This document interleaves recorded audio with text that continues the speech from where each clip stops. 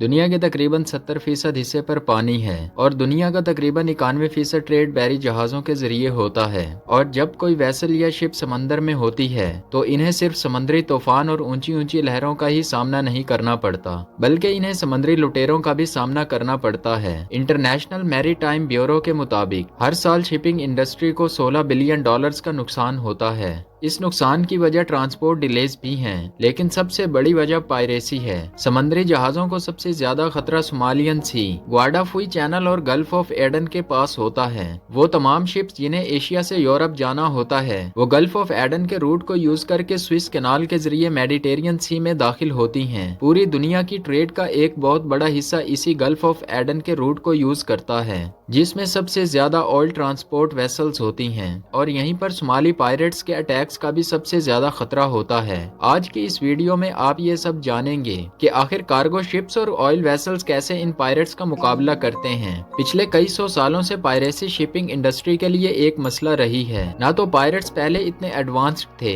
और ना ही शिप्स में कोई खास एंटी पायरेसी टेक्निक्स इस्तेमाल होती थी। लेकिन अब जहां पायरेट्स मॉडर्न टेक्नोलॉजी की वजह से एडवांस्ड हो गए हैं, वहां शिप्स और वेसल्स में भी एंटी पायरेसी टेक्निक्स और वेपन्स एडवांस्ड हो चुके हैं। गुड्स ट्रांसपोर्ट शिप्स इन पायरेट्स के लिए कदरे आसान टारगेट होते हैं, क्योंकि इनमें करोड़ों डॉलर मालियत का सामान होता है, जबकि इनमें क्रू भी कम होता है। ज्यादातर पायरेट्स शिप के क्रू को मारते नहीं हैं, बल्कि वो शिप पर कब्जा जमा कर या तो वो शिप के कैप्टन को किडनैप कर लेते हैं या फिर पूरे शिप को होस्टेज बनाकर शिपिंग कंपनी से लाखों डॉलर्स की डिमांड करते हैं। ये पायरेट्स एक या दो नहीं बल्कि कई कश्तियों में एक साथ आते हैं, जिनमें पायरेट्स की तादाद 1000 से भी ज्यादा रिकॉर्ड की गई है। ये सबसे पहले शिप के करीब आकर गोलियों की फायरिंग करके कैप्टन को डराते हैं ताकि कैप्टन शिप को रोक दे। इसके बाद पायरेट्स शिप के ऊपर चढ़ने के लिए ग्रैपलिंग हुक्स का इस्तेमाल करते हैं। शिप पर चढ़ने के बाद ये कैप्टन और क्रू को होस्टेज बनाते हैं या फिर पूरी शिप को ही किसी अननोन लोकेशन पर ले जाते हैं। जब ये करोड़ों डॉलर्स गुड्स से भरी हुई शिप इनके कब्जे में आ जाती है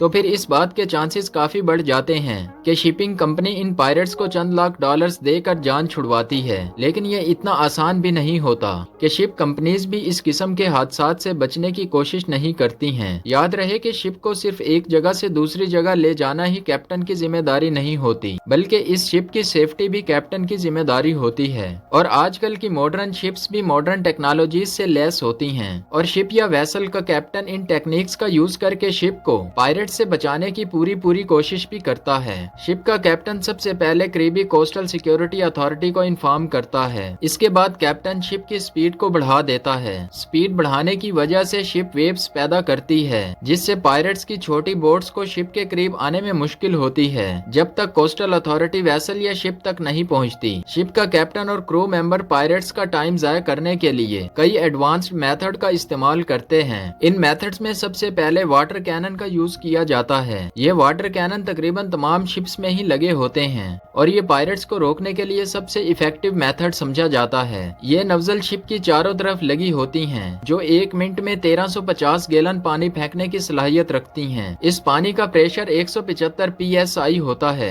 इतना ज्यादा पानी का प्रेशर जब किसी बोट पर पड़ता है तो ये पायरेट्स को बोट से गिरा देता है या फिर पूरी बोट को भी उल्टा सकता है। जब इतना ज्यादा पानी पायरेट्स की बोट पर गिरता है तो पायरेट्स ज्यादातर वक्त अपने आप को संभालने में लगा देते हैं, जिससे इनके ऑपरेट करने की सलाहियत बहुत कम हो जाती है। लेकिन अगर किसी भी तरह पायरेट्स वेसल के करीब पहुंचने में कामयाब भी हो जाएं, तो वेसल्स में इस तरह के व्हील्स लगे होते हैं। इन व्हील्स को ऑन कर दिया जाता है, जिससे पायरेट्स की बोट के अंदर पानी भरा जाता है। पानी भरने की वजह से पायरेट्स की बोट की स्पीड कम हो जाती है और बोट के अंदर बैठे पायरेट्स को मजबूरन वेसल से दूर हटना पड़ता है। अगर ये दोनों मेथड्स नाकाम हो जाएं, तो उस सूरत में एक तीसरा मेथड अप्लाई किया जाता है, जिसे पी ट्रैप कहा जाता है। ये पी ट्रैप शिप के दोनों साइड से हार्ड स्टील के फ्रेम्स होते हैं, जिनमें स्टील वायर्स लगी होती हैं। जैसे पायरेट्स करीब आते हैं, स्टील वायर्स को पानी में छोड़ दिया जाता है। पायरेट्स चूंकि ज्यादातर स्पीड बोट्स का इस्तेमाल करते हैं, जिसमें एक प्रोपेलर लगा होता है, ये स्टील वायर्स इस प्रोपेलर में जाकर फंस जाती हैं और स्पीड बोट का इंजन जैम हो जाता है। पायरेट्स बोट के इंजन को छुड़ाने में लग जाते हैं, जिससे इनका कीमती वक्त जाय हो जाता है। इसके अलावा शिप का स्टाफ लॉन्ग रेंज एक्विस्टिक डिवाइस या फिर LRAD मेथड का यूज भी करते हैं। ये डिवाइस ऐसी साउंड बीम पैदा करती है जिसको सुनते ही ही इंसान दूर भागना चाहता है।